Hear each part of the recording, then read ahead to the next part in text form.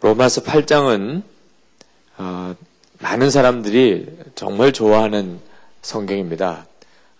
성경을 거의 한 번도 읽어보지 않은 사람들에게는 그 로마서 8장이 어떤 성경인지 전혀 이해하기 어렵지만 성경을 구약, 신약을 다 통독하신 분들 가장 귀한 성경장을 택하라 그러면 로마서 8장을 택합니다. 필립 크페너라고 하는 목사님은 성경을 한 개의 반지로 보면 로마서는 보석이고 8장은 그 보석 중에서도 가장 반짝이는 초점과도 같다. 그렇게 표현을 했어요. 성경 전체가 하나의 반지라면 로마서는 보석이고 8장은 그 보석에서 가장 빛나는 부분과도 같다. 그렇게 말을 해요. 마틴 로이드 존스 목사님은 8장을 강의하면서 몸의 지체 중에 더 위대하고 중요한 지체가 있듯이 성경 중에도 가장 빛나는 보석이고 보석 덩어리로 가득한 성경이 로마서 8장이다. 그렇게 말을 했어요. 그래서 로마서 8장을 공부하는 일은 우리들에게 참 흥분된 일이고 또 여러분들에게도 정말 놀라운 축복이 되기를 원합니다. 이 로마서 8장에는 예수를 믿은 우리에게 주신 하나님의 엄청난 축복을 그 특권을 이 로마서 8장에서 기록하고 있습니다. 예수를 믿으면 도대체 뭐가 좋은가? 또 구원을 받았다는 것이 도대체 어떤 축복이 있는 것인가에 대해서 로마서 8장이 말하고 있어요. 그리스도인들 중에 이 자기가 받은 특권을 정확하게 알지 못하고 예수 믿는 사람이 상당히 많습니다. 아마 오늘 말씀을 듣는 중에 여러분 중에도 내가 그랬구나. 내가 예수를 믿기는 하지만 예수 믿는 축복이 뭔지, 특권이 뭔지를 정확히 알지 못하고 내가 예수 믿었구나. 이렇게 생각되시는 분도 아마 있으실 거예요. 특권을 알지 못하기 때문에 누리지 못하는 일이 있습니다. 실제로 그 특권을 가지고 있는데 본인이 몰라서 누리지 못하는 경우가 있어요. 우리나라는 유람선 문화가 잘 아니라서 그런 경우를 잘 못 보지만 실제로 유람선을 타보면 그 뱃삭 안에 그 식권이 다 들어 있습니다. 그 계산을 할 때 식비도 다 지불을 한 거죠. 그래서 배를 타고 다닐 때는 식당 가서 그냥 먹으면 되는 거예요. 식비는 이미 지불이 됐기 때문에. 이런 경우를 특권이라고 그러죠. 이걸 알면 배가 고프면 식당 가서 끼니 때 먹으면 되는 거예요. 그죠? 근데 모르면 이거 돈을 내야 되는 줄로 생각하고 배 타고 다니는 동안 내내 빵만 먹은 사람도 있어요. 그래서 돈이 없어서 제대로 먹지도 못했다. 진짜 바보죠. 근데 이런 일이 그리스도인에게 그대로 이루어지고 있다니 참 안타까운 일이죠. 그 흑인 노예들이 해방될 때 여러 에피소드들이 많습니다. 아마 여러분도 이런저런 예화를 많이 들으셨을 텐데 어느 주인이 참 충직한 흑인 노예를 해방시켜주면서 재산 일부를 줍니다. 근데 그걸 재산을 이 흑인이 관리를 할 수가 없기 때문에 은행에 넣어주고 통장으로 줘요. 그리고는 그 노예였던 흑인에게 돈이 필요하면 은행에 가서 찾아서 쓰라고. 그리고는 이제 이 주인은 죽고 흑인 노예는 독립을 해서 사는데 섭섭한 거예요, 주인이. 왜? 자기가 그렇게 열심히 충직하게 일을 했는데 뭘 하나 제대로 주지를 않고 말만 그냥 참 너무 고마웠다. 그죠? 너처럼 잘해준 사람이 없다 그러고 이제 나도 너에게 재산의 일부를 줄 테니까 이걸 가지고 미천 삼아서 쓰라 그러고는 진짜 종이 조각 하나만 주고 마는 거예요. 너무너무 속상한 거예요. 그래서 이제 혼자서 그 주인 정말 제가 표현을 참 이렇게 하기가 그런데 하여튼 믿을 누구는 없다 이러면서 이제 정말 땅 파고 이제 차라리 노예로 사는 게 낫지. 그러면 주인집에서 다 먹을 것, 입을 것 주는데 이제 혼자서 자유자가 됐다고 해서 살지만 고생은 말할 수 없는 고생인데 그렇게 고생하다가 주인이 남긴 말 한마디가 생각나는데 뭐가 돈이 필요하면 은행에 가서 찾아서 쓰라. 그래서 은행에 가면 돈을 주나. 그래가지고 그 통장을 들고 은행에 간 거예요. 은행에 가서 이제 은행에서 제일 높은 사람이 수위잖아요. 그죠? 그래서 딱 들어가 보면 참 제일 높은 분에게 찾아가서 통사정을 하는 겁니다. 얼마 주실 수 있습니까? 저에게. 그러니까 그 수위가 참 이해가 안 되는데 그래도 통장을 가져와서 자기가 정말 더 어려워서 그런데 정말 얼마를 좀 주었으면 좋겠다. 그러니까 얼마를 필요로 하냐. 10달러만 주시면 정말 어려운 고비는 넘기겠다고. 그래가지고 그러시라고. 그래서 이제 거기서 10달러를 빼서 주었다는 너무 진짜 정말 백골난망인 경우죠. 이 어려운 때 선뜻 그러니까 10달러를 주니 말이에요. 참 주인이 이래서 어려울 때 은행에 가보라 그랬구나. 그래서 평생 어려울 때 은행에 가서 통사정을 하고 10달러씩 이렇게 뺐었대요. 그 많은 재산을 은행에다 두고 뭐 이런 식의 예화가 노예 해방 과정에서 참 많은데 이런 경우가 자기 것을 가지고 당연히 자기가 누릴 걸 가지고 실제로 제대로 누리지 못하는 참 안타까운 경우가 성도들이 누리는 놀라운 축복에 있다는 겁니다. 그 말씀이 오늘 이 로마서 8장 1절에서 4절까지 나옵니다. 자, 예수를 믿고 구원을 받은 우리들에게 있어서 그 도대체 엄청난 채권이라는 게 뭔가? 그게 뭐지요? 바로 정죄함이 없다는 겁니다. 우리에게는 정죄함이 없다는 거예요. 다시는 정죄함이 없다. 그죠? 정죄를 받지 않는다. 1절에. 여러분, 이제 그동안에는 잘 몰랐다면 오늘은 분명하게 붙잡으셔야 돼요. 그죠? 정죄 받지 않는다. 나는 예수님 안에서 다시는 정죄함이 없다. 이건 이제 여러분들이 바보처럼 이 문제 때문에 또 어려움을 겪으면 안 됩니다. 예수를 믿고도 정죄 의식에 사로잡혀 있는 사람이 많아요. 많은 정도가 아닙니다. 정확한 복음을 알지 못하는 사람은 다 이 문제에 걸려 있어요. 죄책감이라고 그러죠. 죄책감. 마귀가 참 교묘한, 간교한 존재입니다. 마귀는 우리를 죄짓게 하는 과정에서 굉장히 달콤하게 우리를 유혹합니다. 또는 어쩔 수 없는 상황인 것처럼 몰고 가요. 그래서 우리를 결국은 죄를 짓게 만듭니다. 그게 유혹으로 오든 또는 어떤 핍박으로 오든 우리를 죄를 짓게 만들어요. 죄를 짓고 난 다음에 바로 우리에게 주인 노릇을 합니다. 마귀가 주인이 되는 거죠. 죄의 종이 됐다고 말해요. 죄를 짓고 나면 이제 죄의 종이 되는데 이 죄의 종이 되는 것이 뭐냐면 죄책감입니다. 정죄의식이에요. 내가 죄를 지었다. 나는 도무지 용서받을 수 없는 죄인이야. 나는 더러운 놈이야. 이런 생각이 바로 정죄의식입니다. 죄를 지었다. 오늘 이 시간에 여러분 중에 이 문제 때문에 찬양의 기쁨도 잃어버리고 예배의 기쁨도 누리지 못하고 실제로 그리스도인의 승리의 삶을 누리지 못하는 사람이 꽤 많으실 거예요. 이 정죄의식 때문에. 마귀는 끊임없이 우리 마음에 너 이제 큰일 났다. 너 정말 하나님 눈에 벗어나 있어. 너 하나님 너 상종 안 하실 거야. 하나님 너 이제 용서 안 하실 거야. 야, 너 반드시 벌 받을 거야. 이런 생각을 끊임없이 심어줘요. 벌 받을 거다. 내가 이렇게 되면 벌 받지. 내가 지금 이렇게밖에 안 된 것은 벌을 받아서 그런 걸 거야. 이런 생각에 시달리는 아주 좋은 크리스찬 청년들이 많습니다. 어떻게 보면 굉장히 사람이 신실해 보여요. 이 죄에 대한 정죄의식이 그래도 어떤 양심이 있다는 걸 말해주는 것처럼도 보입니다.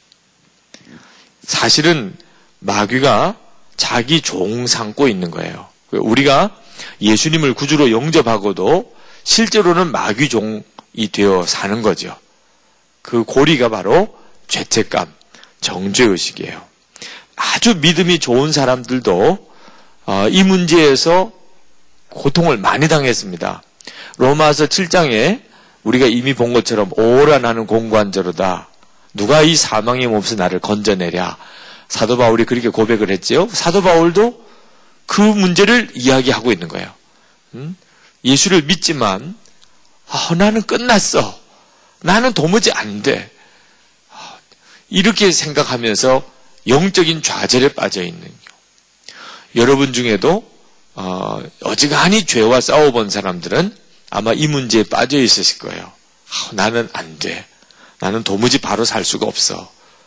나는 도무지 이런 죄를 끌어버릴 수가 없어. 이런 생각. 마틴 루터도, 종교개혁을 했던 마틴 루터도 이 문제 때문에 시달림이 많았습니다. 그래서 마틴 루터가 그가 쓴 일기나 책을 보면 굉장한 절망과 무력감에서 고통을 많이 당했습니다. 유명한 일화 중에 하나가 그 아내가 상복을 입고 나타난 때가 있었죠. 그러니까 마틴 루터가 나는 안 돼. 도무지 할 수가 없어. 그 종교개혁을 끝까지 추진해 나갈 수 있는 힘을 잃어버렸어요. 이유는 죄 때문입니다. 자기가 하나님 앞에 바로 서지 못했다는 생각 때문에. 하나님이 내 기도를 들으시지 않으실 거야. 이런 생각이 드니까 그냥 확 무너져 버리는 거죠. 그러고는 낙심해 있을 때 아내가 상복을 입고 나타났어요. 누가 죽었냐고 그랬더니 하나님 죽었다고. 그러니까 그 말에는 마틴 루터가 막 화가 났어요. 그래서 당신의 말을 함부로 하느냐. 어떻게 하나님이 죽을 수가 있냐. 그랬더니 그 마틴 루터의 부인이 하나님이 죽지 않았으면 당신이 지금 그럴 수가 있겠냐. 당신 지금 얼굴 표정이나 말이 하나님이 죽었다는 증거 아니냐. 그 아내의 그 말에 마틴 루터가 다시 눈 뜹니다. 내가 다시 믿음의 자리를 잃어버리고 있었구나. 그래서 그가 영적인 다시 회복을 했다고 하는 유명한 일화도 있죠. 근데 이런 일이 저도 수도 없이 겪었고 아마 여러분도 지금도 겪고 있을 거고 앞으로도 겪을지도 몰라요. 아마 틀림없이 그럴 겁니다.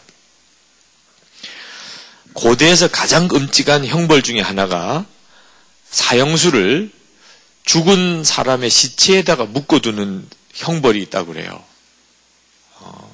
여러분은 그런 일은 없게 되기를 바랍니다. 네. 그럼 시체가 이제 썩어가는 거예요. 시체가 썩으면 이제 구더기가 막 생기죠. 그래서 벌레가 생기는데 이 구더기 벌레가 살아있는 이 사형수의 몸도 갉아먹어 들어가는 겁니다. 이게 뭐 어떻게 떨쳐버릴 수도 없어요. 워낙 꽁꽁 묶어놨기 때문에. 그러면서 이렇게 벌레에게 살이 파먹혀가면서 죽어가는 이런 무서운 형벌이 있었다고 그러는데 사실 우리가 영적으로는 꼭 같은 상태에 빠져 있습니다. 이 죄와 우리가 묶여버려 있어요. 묶여서. 예수를 믿으면 이것이 이제 풀리거든요. 다시는 죄가 나를 주인 노릇 못하는 겁니다. 그런데 예수를 믿고도 여전히 내 영적인 상태는 죄와 이렇게 묶여버려 있는 거예요. 정말 징그러울 정도로 죄가 내게 들러붙어 있어요. 여전히 나는 죄인이에요. 하나님 앞에 담대함이 도무지 생기지가 않아요.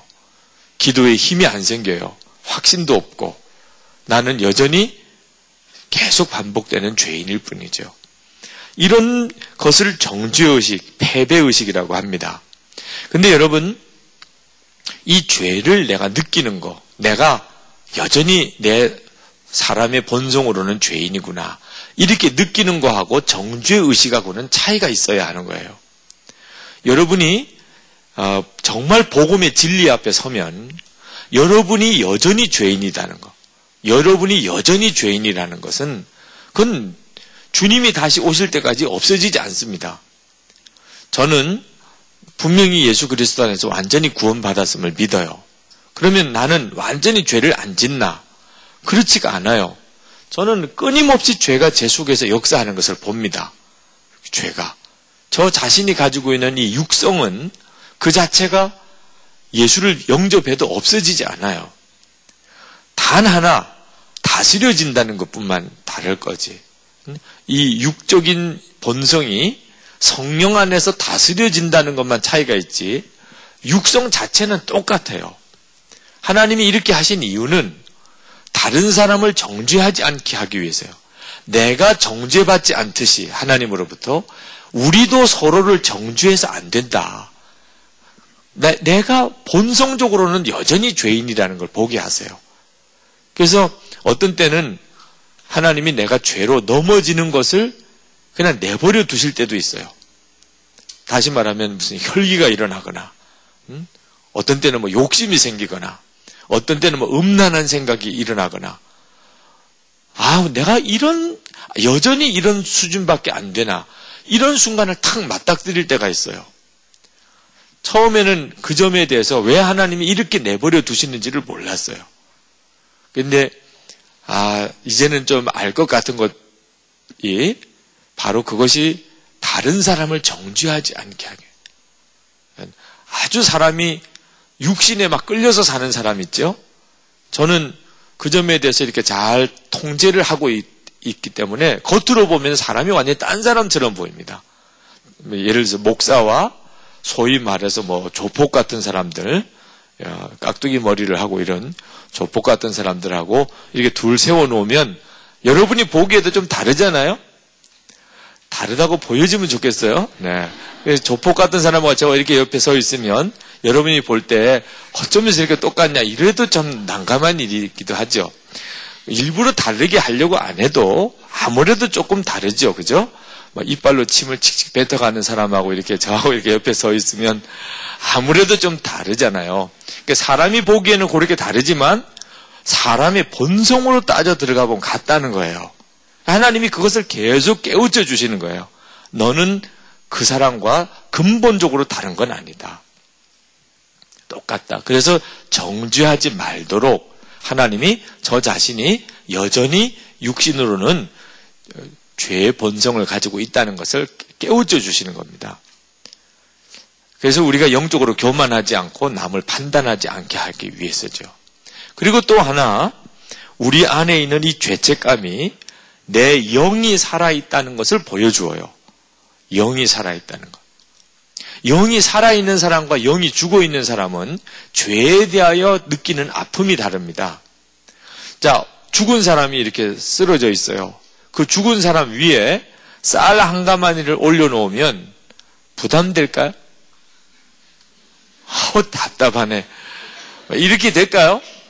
아니죠. 두 가마니 올려놓으면 아무 상관이 없어요. 죽은 사람 위에는 무게라는 게 없잖아요. 그죠?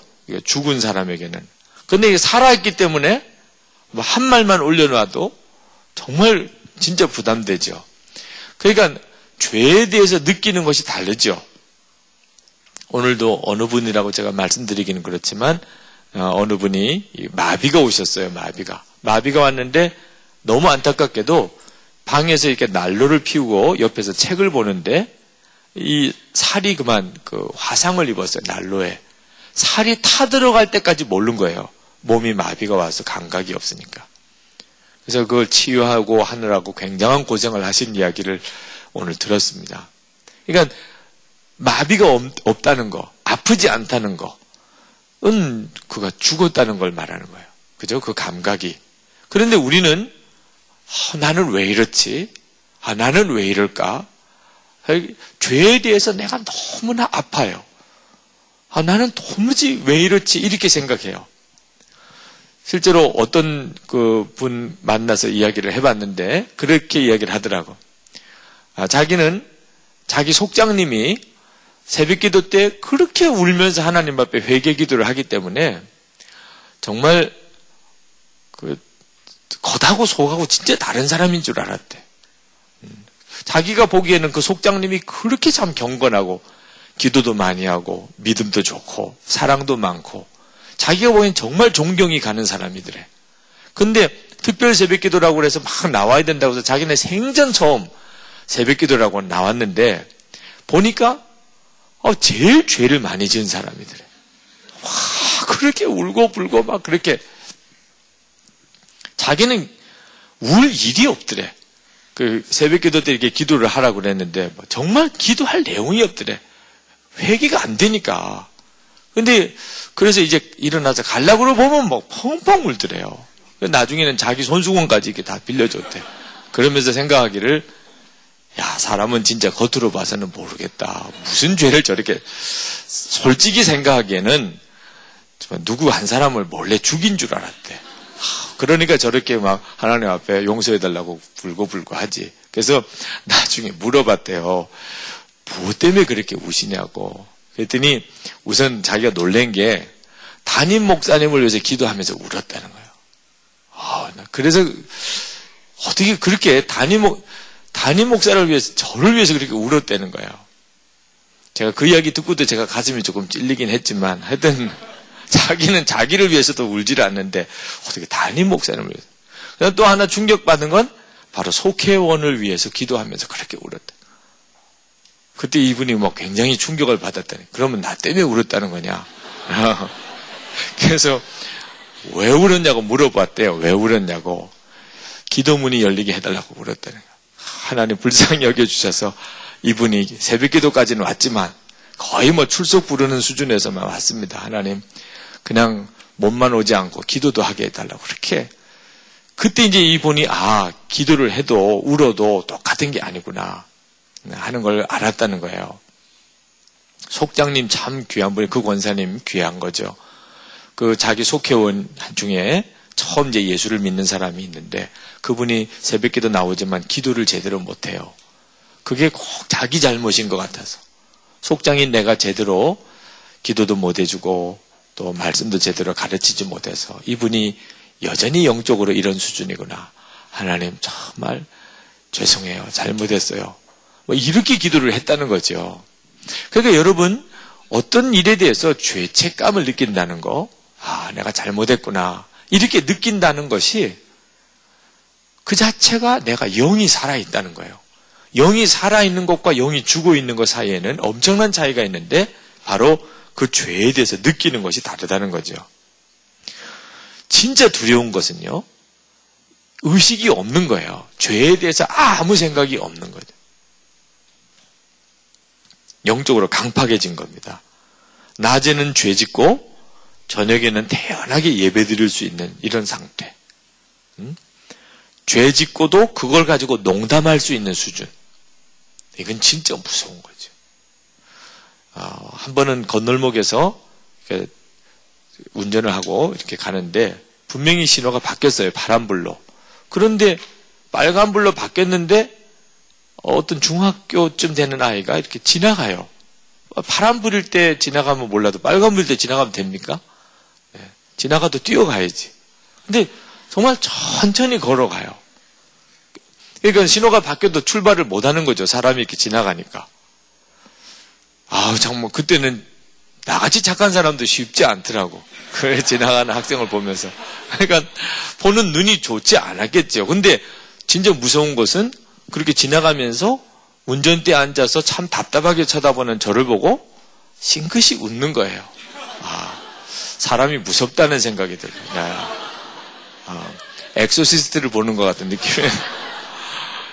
무섭다 하는 느낌이에요. 사람이 아직도 중학생 정도밖에 나이가 아닌 아이인데 그 신호가 밖에 빨간불일 때 그냥 천천히 걸어가면서 자기 때문에 차가 못 가는 그 차 운전수를 보면서 싱긋이 웃을 수 있다는 건 무서운 거죠. 네. 그런데 그 일 자체에 대한 아무런 죄책감이 없다는 거죠. 내가 지금 뭘 잘못하고 있다는 생각 자체가 없다는 거죠. 물론 나중에 이제 만나서 보고 해보면 그 아이 나름대로 굉장한 무슨 상처가 있었거나 뭐가 있었겠죠. 굉장한 반발심이 있거나 기존 사회 질서에 대한 반발심이 있거나, 그죠? 뭐 이런 뭔가, 그래서 아이 나름대로 사정이 있긴 하겠지만 영적으로 무섭잖아요. 그죠? 무슨 잘못을 하고도 잘못한 것이 자랑처럼 여겨지는 경우도 있고, 여러분도 여러분 주변에 아마 그런 사람들을 굉장히 많이 볼 겁니다. 예비군 훈련 가서 여기 예비군 훈련 갈 나이가 된 사람도 있을 것 같은데 예비군 훈련 가서 처음에는 그냥 군복 입고 들어가니까 누가 누군지도 몰라요. 장교들끼리만 막사를 따로 줘가지고 거기 들어갔는데 나는 무슨 곰 잡는 줄 알았어요. 연기가 그렇게 가득 차서 이렇게 그러니까 담배를 그렇게 피면서 이렇게 앉아 있어요. 그러고는 이제 심심하니까 돌아가면서 이제 이야기를 하는데 어쩌면 그 장교 출신인 예비군들이죠. 어쩌면 그렇게 대화의 주제가 자기 죄 지은 자랑을 하는 거예요. 죄 지은 자랑을. 특히 어떤 이성 문제에 관한 어떤 이런 좀 음란한 죄 짓는 자랑을 그렇게 해요. 그 이야기를 듣고 앉아 있는 것도 쉬운 일은 아니더라고. 그러고 난 다음에 이제 저녁에 식사를 하고 난 다음에 들어와서 자기 소개를 하자는 거예요. 돌아가면서 자기소개를, 이제 어느 직장, 뭐, 무슨 회사에 다니고, 뭐, 자기는 어느 학교에 있고, 뭐, 이런 소개를 쭉 하는데, 쭉 이제 소개를 하다가 제 차례가 왔어요. 그래서 사실은 제가, 안산광림교회라는 교회의 목사입니다. 그랬더니, 분위기가 진짜 썰렁해져가지고, 목사님이 계시면 이야기를 하시지, 그렇게 했다고 그래요. 조금 전까지, 난 사람이, 정말 속으로 저렇게까지 악할 수가 있나. 그러니까 죄 짓는 게 자랑이에요. 남자들끼리 이렇게 모이면 죄 짓는 게 자랑인 거예요. 이런 수준이 있어요. 완전히 그 영혼이 죽어 있는 거죠, 영혼이. 그죠? 죄에 대해서 우리가 이렇게 예민한 감각을 가지고 있다는 거. 여러분이 지금 나는 이 죄를 어떡하지? 이런 문제를 가지고 있다면 그것 자체가 여러분에게 굉장히 좋은 신호일 수 있다는 거예요. 그건 왜냐하면 성령께서 여러분 안에 계시다는 거예요. 성령께서 여러분 안에서 근심하시는 거예요. 에베소서 4장 30절에 성령을 근심케 하지 마라. 그 안에서 너희가 구속의 날까지 인치심을 받았다. 우리가 성령을 모시고 살면 세상 사람이 느끼지 못하는 근심을 느끼게 돼 있어요. 내 마음이 불편해요. 그죠? 윤리적인 죄 정도뿐만 아니고 성령을 모시고 사는 사람은 예를 들어서 기도를 제대로 못하는 것에 대한 마음의 무거움이 있어요. 내가 기도를 제대로 못했는데. 여러분도 그런 마음이 있습니까? 또 내가 성경을 제대로 못 읽고 있다. 말씀을 거의 큐티는 뭐 벌써 포기하고, 그죠? 그래서 이제는 책도 안 사요. 그죠? 생명의 삶도 워낙 새 책으로 잘 모아두고 있기 때문에 아주 살 의욕을 잃어버렸어요, 이제는. 이제 이런 마음이 들 때 마음이 괴롭죠.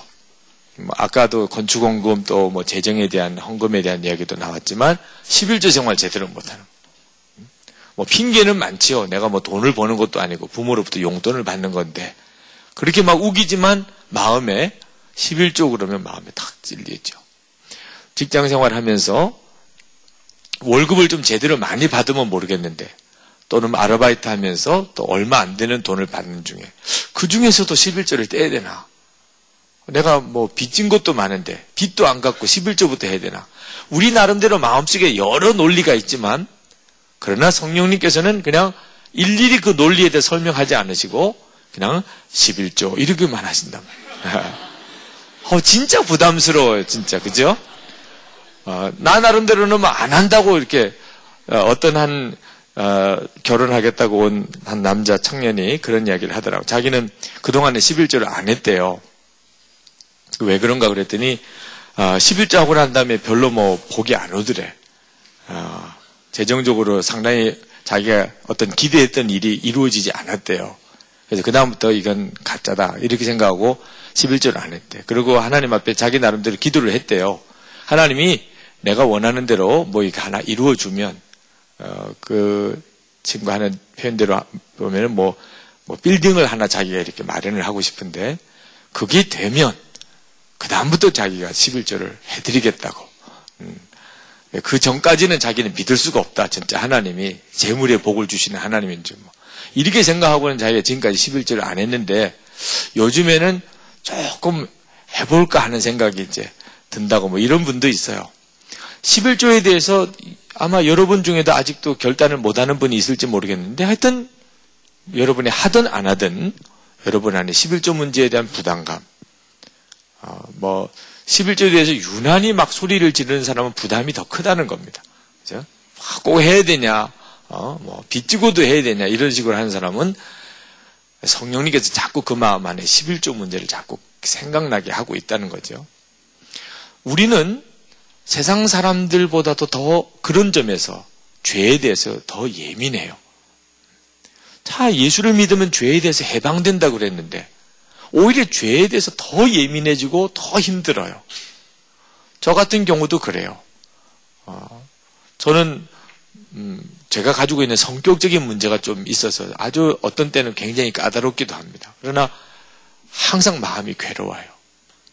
어떤 친구가 그런 이야기를 하다가 제가 그런 고민을 이야기하니까 뭘 그런 거 가지고 신경을 다 쓰냐고. 내가 신경을 써요? 성령께서 신경을 쓰게 하니까. 아무것도 아닌 것 같은데 성령께서는 책망하세요. 농담을 쭉 이야기하고 난 다음에 그 다음 새벽에 보면 영락없이 기도가 안 돼요. 그래서 주여 제가 무슨 잘못했습니까? 그러면 그때 그 어떤 사람하고 쓸데없는 농담을 하고 있었던 생각이 탁 나요. 이렇게 생각하면 어떤 때는 너무 좀 지나치다고 할지 모르지만 놀라운 것은 내 안에 이 모든 영적인 감각이 다 살아나 있다는 겁니다.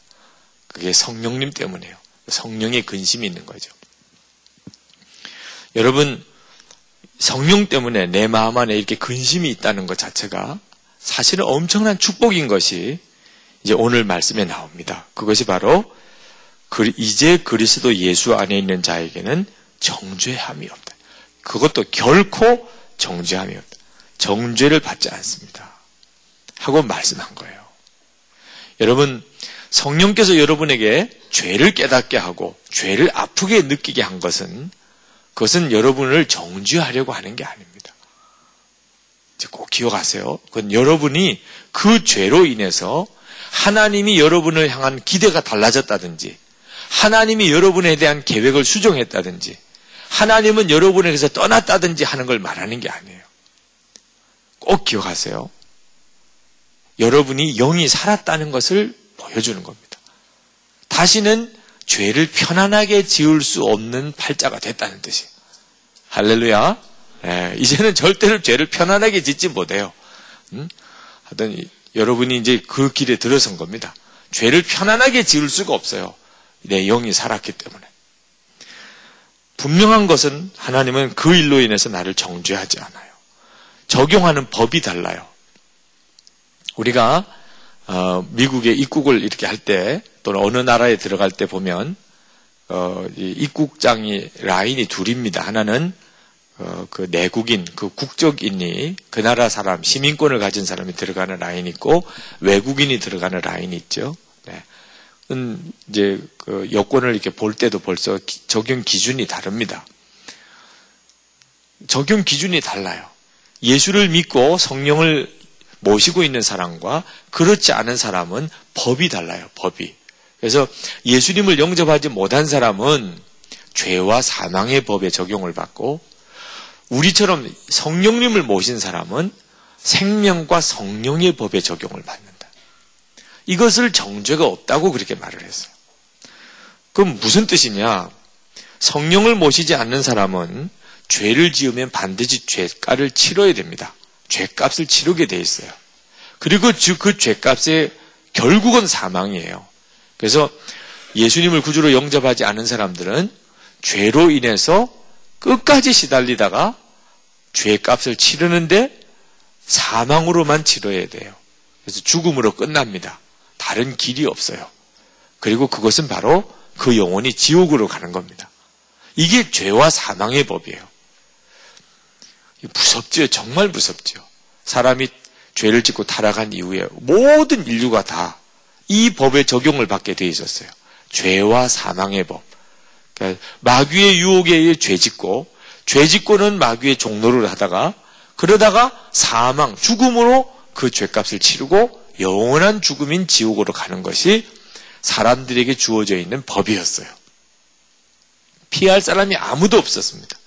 아무리 이 세상에서 성인이라도 이 법을 피할 방법이 없어요. 죄는 하나만 지어도 죄인이에요. 그죠? 여러분, 죽, 아주 맛있게 쓴 죽이 있는데, 근데 누가 그 죽에다가 코를 그냥 풀었네. 가지고 가다가 그만 감기가 걸린 사람이 가지고 가다가 그냥 콧물이 그냥 거기에 흘러 빠졌네. 그냥 숟가락으로 그 부분만 이렇게 살짝 덜어내고 먹지요? 진짜 비위가 좋은 사람은 정말 그죠? 그래서 떠내는 것도 아까워서 그 부위만 그렇게 이렇게 그러죠? 생각만 해도 정말 토할 것 같은 사람도 있을 거예요, 그죠? 한번 빠지면 죽하고 코하고 비슷하잖아요, 그죠? 어떻게 구분하기가 쉽지 않잖아요. 그러나 그건 다 버리는 거죠. 버리는 거죠. 그 하나 빠졌기 때문에 그것만 이렇게 안 되잖아요. 죄는 하나를 지어도 죄인인 거죠. 그죠? 아무리 사람이 경건하고 참 죄 없이 법 없이도 살만한 사람도 그만 실수로 교통사고를 냈으면 그건 그 법에 의해서 그는 죄인이 되는 거죠. 그게 죄의 무서움입니다. 이게 모든 사람이 그런데 성령님을 모신 사람은 다르다는 거예요. 성령님을 모신 사람에게는 적용되는 법이 다르다는 거예요. 생명과 성령의 법이라는 거예요. 할렐루야. 그 말씀을 지금 하고 있는 거예요. 그럼 뭐 어떻게 되는 거예요? 생명과 성령의 법이 다르다는 거는 뭘 어떻게, 죄를 지어도 하나님께서 정죄하지 않는다. 죄를 지어도 정죄하지 않는다. 세상에 이런 법이 다 있네. 여러분이 지금 그 법에 적용되는 사람들이에요. 여러분이 그 사실을 알면 누리지만 그 사실을 모르면 그만 정죄의식에 빠져버려요. 정죄의식이라는 게 나는 안 돼. 하나님은 나를 좋은 눈으로 안 보실 거야. 그죠? 사람들은 나를 모르지만 하나님은 아실 텐데. 나는 구제불능이야. 나는 반드시 벌 받을 거야. 또 지금 있는 어려움은 벌을 받아서 그런 거야. 이거 무서운 정죄의식이죠. 그건 예수님을 영접하지 않은 사람들에게 적용되는 법이 자기에게도 적용되는 줄 알고 그렇게 사는 거예요. 예수를 믿고 성령 받은 사람은 어떤가? 나는 죄를 지어도 하나님이 나를 죄인으로 보질 않아요. 어떻게 이렇게 놀라운 일이 있을 수 있죠? 그게 바로 성경에 약속되었죠. 나왔죠. 여러분, 제가 지금 제 이야기를 하는 거예요? 여러분은 여러분의 눈으로 성경을 안 봤어요? 그런데 이상한 사람 보듯이 저를 쳐다보는. 지금 저 목사님 무슨 이야기를 하고 있나? 아니, 죄를 지어도 하나님이 정죄를 안 한다니까? 내 이야기가 아니라니까. 여기 나와 있잖아요. 그리스도 예수 안에 있는 사람들은 정죄를 받지 않습니다. 이렇게 나와 있잖아. 여러분들 보셨습니까? 여러분 성경도 그렇습니까? 그렇다는 거예요. 그런데 이 말씀을 진짜 믿고 너무나 감사하게 누리는 사람이 참 드물어요. 대부분 사람들은 이걸 진짜 믿지를 못해요. 여러분, 예수 믿고 우리가 정말 구원받았으면 하나님의 자녀가 됐어요. 정죄를 받지 않는다는 뜻이 뭔가? 솔직히 말씀을 드리면 죄를 지어도 괜찮다 이런 뜻은 아니에요. 조금 배신감이 느껴질지 모르겠지만 죄를 지어도 괜찮다. 마음껏 죄를 지으라. 이런 뜻은 아니에요. 그 내용에 대해서는 지난번 로마서 6장에 잠깐 다룬 적이 있습니다. 죄를 마음껏 지어라. 이제는 뭐 괜찮다. 죄가 많은 곳에 은혜가 많다고 그랬지. 이런 식의 내용을 말하는 건 아니에요. 죄를 지으면 안 돼요. 아주 피를 봐요. 네. 여러분, 이 말을 잘못 해석해서, 죄를 지어도 되네. 난 그동안에 괜히 신경 쓰고 살았네. 이렇게 은혜를 받으면 또 안 됩니다. 죄를 지으면 안 된다고 싶은 것은 징계라는 것은 있기 때문에요. 징계. 정죄를 받지 않는다는 말하고 징계도 안 받는 거하고는 달라요. 그럼 목사님은 뭐 맨 그 말이 그 말인 것 같은데 난 그것 때문에 지금까지 걱정을 했던 건데 또 목사님 괜찮다고 그랬다가 또 마음 풀었다가 지금 또 다시 이거 그래 맞아 나는 또 징계 정죄 아니고 징계 맞아 이러면서 이제 다시 뒤집어 쓰고 있는 사람은 잘 분별해야 됩니다. 죄값을 치르는 게 아니에요. 우리는 죄를 짓고 혹시 징계를 받을 때 죄값이 아니에요. 죄값은 사망입니다. 죄값은 하나님과 관계가 끊어지는 거예요. 죄값은 하나님의 자녀된 권세를 잃어버리는 겁니다. 죄값은 하나님이 더 이상 소망을 두지 않는 거예요. 그게 바로 죄값이에요. 그게 바로 정죄받는다는 거예요. 너는 죄인이야. 너는 끝났어. 너는 이제 나하고 상관없어. 그게 바로 정죄예요. 그런데 우리는 예수님을 구주로 영접한 다음에 성령님이 우리에게 오신 다음에는 결코 정죄가 없어요. 하나님은 다시는 우리를 버린다고 하지 않으셔요.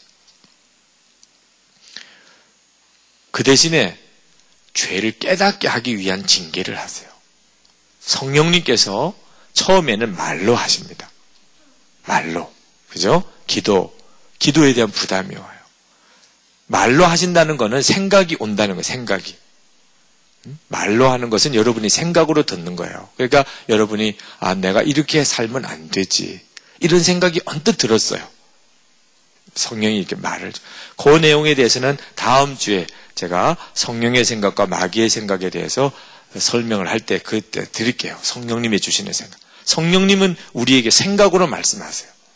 그러니까 여러분이 기도에 대한 부담이 느껴졌다든지 또는 주일 지키는 거, 전도, 또 11조, 이런 문제, 말씀 묵상하는 거, 이런 문제에 대해서 어떤 부담이 생기면 성령님께서 그 일로 책망하시는 거예요.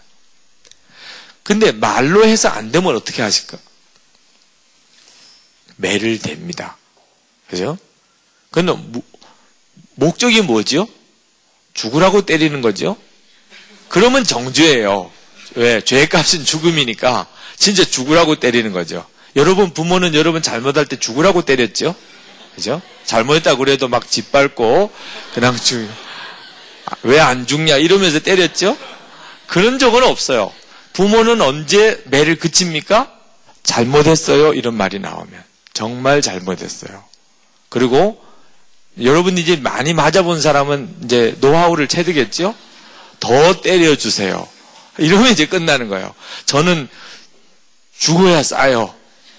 더 때려주세요, 저. 네, 손바닥도 때려주시고, 발바닥도 때려주시고, 아주 머리에 피가 나도록 때려주세요. 막 이렇게 나오면 부모님이 더 이상, 주로 어느 때 많이 맞아요? 골래고 앉아있을 때. 매를 맞았는데도 잘못했다는 말을 안 하고 오히려 때리는 엄마를 막 노려보면서 이렇게 있을 때는 진짜 죽도록 맞는 거죠. 얘 봐. 얘 봐, 얘 봐. 이러면서 이제 진짜 맞는 거죠. 네.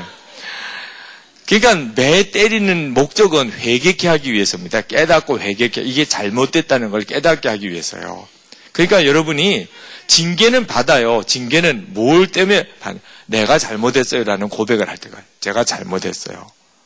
제가 잘못했습니다. 제가 기도 생활 주님이 원하는 대로 제가 하지 못했습니다. 제가 말씀 제대로 보지 못했습니다. 제가 또 말씀을 깨닫고도 순종 안 했습니다. 내가 잘못한 걸 솔직히 깨닫는 것까지가 징계예요. 그러니까 징계는 죄값으로 주는 게 아닙니다. 그걸 깨닫게 하기 위해서 주는 거예요. 다시는 마귀의 조롱거리가 되지 않게 하기 위해서. 이건 진짜 축복입니다. 여러분이 만약에 이런 성령의 징계의 역사가 없다면 여러분은 진짜 구제불능해요. 여러분의 인생은 정말 파탄 그 자체입니다. 정말 성령의 징계는 감사한 거예요. 여러분이 만약에 징계를 받았다고 느끼면 내가 하나님 기뻐하는 뜻대로 살지 않아서 말로 안 되니까 하나님이 이런 어려움을 주시는구나 이렇게 생각이 된다면 막 없게 해달라고 제발 안 할 테니까는 이 어려움이 떠나가게 해달라고 이렇게 기도하기보다는 아까 많이 맞아본 사람이 가지고 있는 노하우대로 주님 더 맞아야 됩니다. 저는 더 많은 어려움을 저에게 주십시오. 제가 이런 어려움을 당한 것으로 인해서 정말 감사합니다. 그렇게 기도하세요. 네. 이걸 벗어나게 해달라고 말.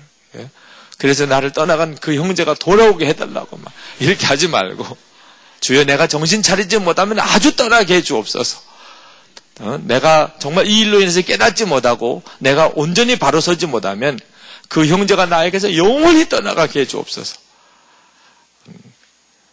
정말 그렇게 할까봐 걱정이 되더라도 주님의 신실함을 믿고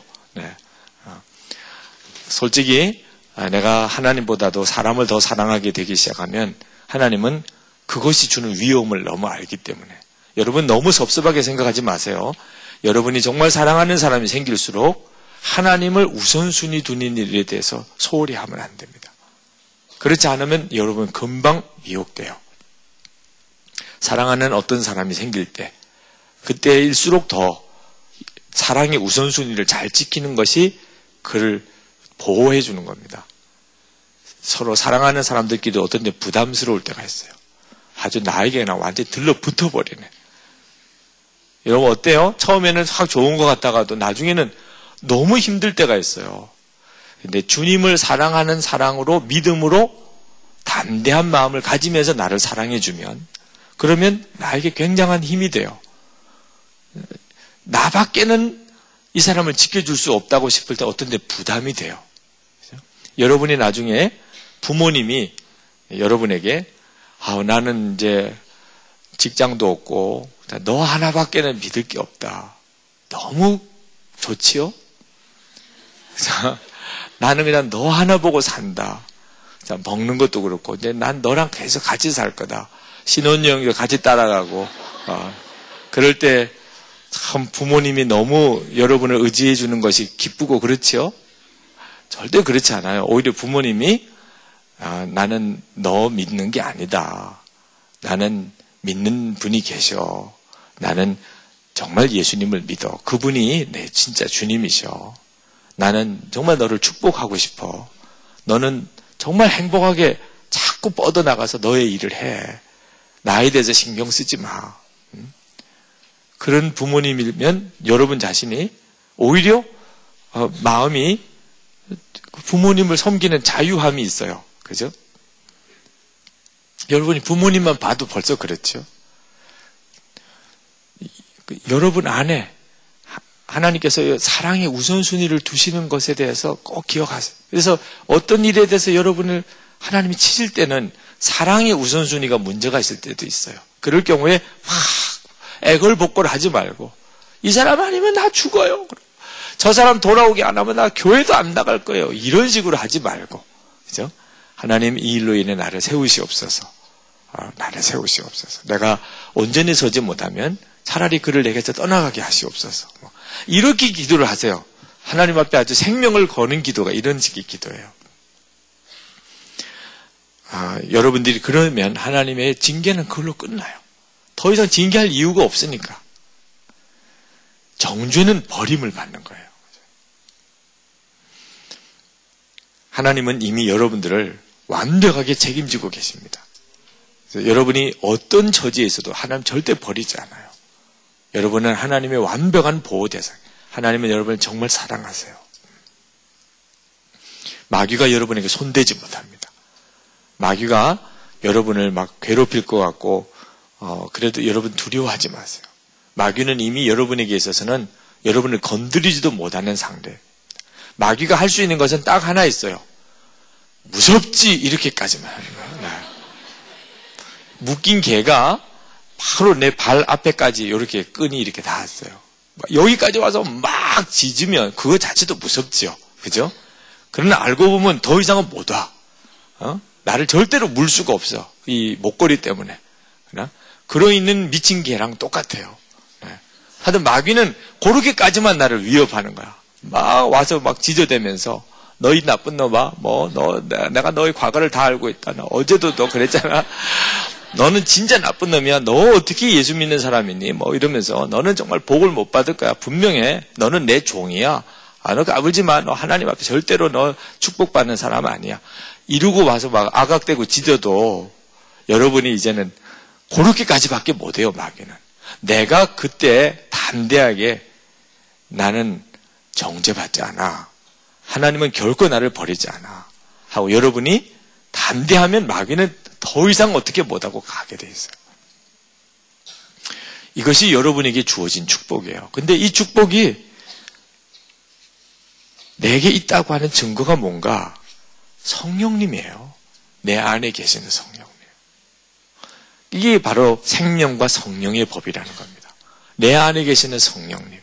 정말 하나님은 그러실까? 하나님은 진짜 나를 사랑하실까? 그건 여러분이 이미 확증을 가지고 있어요. 여러분 안에 오신 성령님. 성령님이 여러분 안에 계실 수가 없으면 떠나가실 수밖에 없다면 그러면 여러분 전혀 그런 확신을 가질 수가 없습니다. 그죠? 그건 정말 하나님 앞에 가봐야 아는. 근데 하나님께서 여러분 안에 성령님을 오셨다는 것은 여러분은 이미 법이 달라요. 죄로 인하여 죄값을 치르는 법이 아니고 여러분은 생명의 법에 적용을 받습니다. 생명의 법에 적용을 받는 것은 죄를 지은 것은 여러분 안에 계시는 십자가의 보혈로 덮임을 받아요. 여러분 안에 이미 십자가의 보혈이 있어서 여러분이 지은 죄가 다 덮임을 받습니다. 그리고 그래서 하나님은 여러분을 보실 때 죄인으로 보시지 않는 거죠. 여러분 안에 계시는 성령님으로 봐요. 우리는 자꾸 내가 가지고 있는 죄를 보지만 하나님은 여러분 안에 계신 성령을 봅니다. 그래서 적용 대상의 법을 여러분에게는 전혀 다른 법을 적용시켜요. 생명의 성령의 법을 적용시킵니다. 그러니까 그것은 죄를 지어도 하나님은 절대 여러분을 버리지 않습니다. 죄 지어도 괜찮다 이런 뜻은 아니에요. 근데 죄를 짓지 않는 것도 성령님이 해주십니다. 이제 다음번 시간에 그 말씀을 드릴게요. 죄를 성령님이 어떻게 짓지 않게 해주는가 궁금하죠? 네, 그 이야기를 다음 시간에 해드릴게요. 여러분 안에 계신 성령님은 일단 여러분이 죄와 사망의 법에 적용을 받지 않게끔 여러분을 완전히 신분을 바꿔놓습니다. 성령님이 계신 그 자체가 그걸 만들어줘요. 생명과 성령의 법에 적용을 받게 됩니다. 그리고 여러분이 그것을 알게 되면 성령님께서 여러분이 할 수 없는 죄 짓지 않는 삶을 성령님이 여러분을 이끌어 가시면서 하세요. C.S. 루이스가 스크루테이프의 편지라는 책 속에 어떤 사탄의 고민에 대한 글을 썼어요. 어느 사탄이 이제 자기 친구한테 후배에게 편지를 보내는 형식으로 소설을 썼는데 그 사탄이 이런 고민을 썼어요. 난 정말 그 녀석이 싫다. 그런 녀석은 처음 본다. 아침에 일어나서 큐티를 열심히 하는 것은 인정해. 거기까지는 내가 봐준다. 하지만 왜 기도를 1시간씩이나 하느냐 말이야. 도대체 기도를 하는 멍청한 녀석들을 이해를 못하겠다. 기도할 시간에 좀 더 전공 공부를 한다든지 좀 더 좋은 일을 하면 기도보다 더 눈에 보이는 결과를 경험할 텐데 도대체 왜 멍청하게 무릎 아프게 1시간씩 기도하는지 모르겠다. 거기까지는 내 인정한다. 그런데 왜 기도 내용이 그 모양 그 꼴이냐 말이다. 도대체 자기를 위한 기도가 별로 없다. 자기와 상관없는 다른 친구들을 위해 왜 기도하냐 말이다. 더 이해 못할 일은 그 녀석 맨날 괴롭히는 사람을 위해 기도한다는 사실이다. 미치고 환장할 노릇이다. 내가 맨날 기도할 때 쓸데없는 짓이라고 생각을 집어넣어줘도 도대체 무식한 건지 단순한 건지 알아듣지를 못한다. 내 살아생전에 이렇게 무식하게 기도하는 놈 처음 본다. 정말 살이 빠진다 빠져. 그런데 거기까지는 괜찮다 이거다.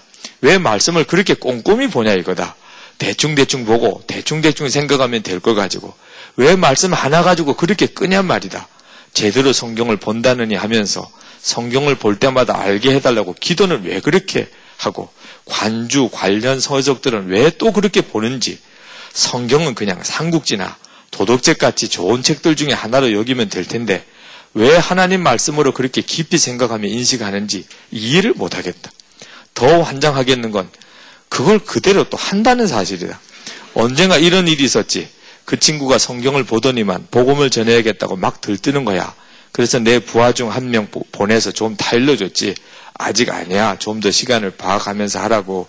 그랬더니 그 친구는 더 확신이 있는 듯 멍청하게 막 복음을 전하는 거야. 물론 내가 좀 힘을 불어넣어 줘서 그 친구를 바보 만들었지. 그런데 더 놀라운 건 그 녀석이 거기서 실망하거나 슬퍼하거나 울지 않더라는 것이야. 처음에는 조금 쫄더군. 그러더니 좀 지나니까 그 지체를 하나님께 감사한다는 거야. 그 자체를 하나님께 감사한다는 거야. 그 이유가 뭔지 알아? 글쎄 자기가 그런 핍박과 고난을 주님께서 이겨나갈 수 있도록 하심에 감사한다는 거야. 내가 제일 짜증나고 힘드는 건 그 친구에게 실패를 줬을 때야. 실패를 주면 그 녀석은 더 잘 일어나는 거야. 꼭 오뚜기 같이 말이야. 내 비록 예수 그리스도가 오시기 전까지만 이 세상을 지배할 수 있지만 그때까지만이라도 그 녀석 엄청 괴롭히려고 맘먹었었거든. 그런데 그럴수록 이 녀석은 더 내 왕국에 큰 치명을 주니 다시 한번 고려해 봐야 되겠더라고. 그래서 그 친구에게 성공을 좀 줬더니 그건 좀 먹혀 들어가는 것 같았는데 그것도 좀 지나니 하나님께 감사하다는 거야. 미치고 환장할 노릇이지. 그래서 내가 그 녀석 이 세상에서 보내버리려고 엄청 노력을 해봤어. 하나님이 그 녀석과 함께해서 내 한계를 많이 느꼈을 뿐이지만 내 고민은 그거야. 난 사실 고민을 안 하거든. 다들 내 말을 잘 듣더라고. 내가 가진 것들을 좋아하고 즐기는데 그 녀석은 글쎄 내 말을 안 듣는 거야. 그래서 그 녀석 얼굴만 봐도 이젠 짜증이 나. 그리고 솔직히 말해서 좀 무서워. 뭐라고? 내 힘으로 그 녀석 하나 못 이기냐고? 물론 한 주먹거리도 안 되지. 그런데 그 녀석이 좀 똑똑한 것 같다. 글쎄, 그 녀석 절대 자기 힘으로 나와 싸우지 않더라. 항상 도망치지. 그리고는 예수 그리스도 뒤에 숨어서 싸우는 거야. 그러니 내가 어떻게 하냐고. 나도 답답해 죽겠어. 예수 그리스도만 아니면 단숨에 끝나는 녀석인데. 글쎄 도무지 얼굴을 드러내질 않는 거야. 정정당당히 겨뤄보자고 해도 도대체 말을 안 들어. 이제 알겠지. 내 고민이 얼마나 큰지. 그런데 요즘 그런 녀석이 좀 더 늘어나는 것 같아서 내 졸개들에게 비상대책회의를 만들어 지금 막 회의하고 있어. 우시. 물론 좀 각색을 하긴 했습니다만, 여러분이 여러분 안에 계시는 성령님 그분을 정말 의지하는 것이 놀랍습니다. 우선 제일 먼저는 여러분이 일단 법 적용이 다른 사람이 됐다는 것. 성령님이 오심으로 인해서. 그 다음부터 이제 성령님께서 여러분을 만들어 가십니다. 놀라운 새 삶으로. 다음 주에 가르쳐 드릴게요. 그 내용에 대해서는 기도합시다. 우리 이제 성찬을 받겠는데, 성찬은 정말 성령님 안에서 우리에게 주시는 하나님의 가장 놀라운 축복입니다. 이 시간에 성령으로 인해서 우리가 먹는 이 떡과 포도즙이 주님의 살과 피가 되는 거예요. 여러분, 그 사실에 대해서 주님을 신실하게 의지하기를 바랍니다. 주님, 그렇습니다. 예수님이 저와 함께 계신 것 자체가 엄청난 축복인 것. 나는 이미 적용되는 법이 달라진 사람. 성령님, 오늘 이 시간에 제 눈을 더욱 열어주셔서 저와 함께 계시는 주님을 온전히 보게 해주시옵소서. 우리 다 같이 통성으로 기도하고 성찬을 받겠습니다.